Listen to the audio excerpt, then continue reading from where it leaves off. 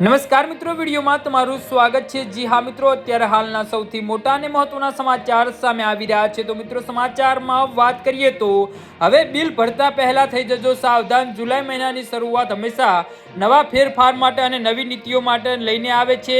આ વર્ષે પણ છત્તીસગઢના નાગરિકો માટે એક એવી સમાચાર સામે આવે છે તેમના ઘરમાં બજેટની સીધી અસર કરશે।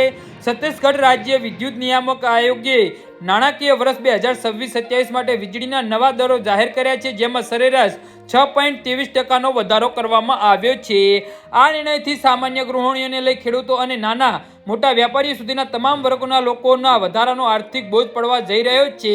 રાજ્યના કૃષિ ક્ષેત્ર માટે આ સમાચાર થોડા ચિંતાજનક છે। ખેડૂતો જેઓ પહેલથી કુદરતી આફતો અને બજારના ભાવ સાથે સંઘર્ષ કરી રહ્યા છે તેમને પણ હવે પિયત માટે વધુ કિંમત ચૂકવવી પડશે। નવા ટેરિફ મુજબ કૃષિ પંપ અથવા તો અન્ય સિંચાઈના સાધનો ચલાવવા માટે ખેડૂતોએ હવે પ્રતિ યુનિટ 40 પૈસા વધુ ચૂકવવો પડશે। ખેતીમાં વીજળીનો ઉપયોગ અનિવાર્ય છે, તેથી આ વધારો ખેતીના કુલ ખર્ચમાં નોંધપાત્ર વધારો કરશે, જેની સીધી અસર તેમની કમાણી પર પડશે। જી હા મિત્રો, તો આના વિશે તમારું શું કહેવું છે તો નીચે અમારી કમેન્ટ બોક્સમાં જરૂરથી જણાવજો અને અમારી યુટ્યુબ ચેનલને સબસ્ક્રાઇબ કરવાની ભૂલતા નહીં। ધન્યવાદ।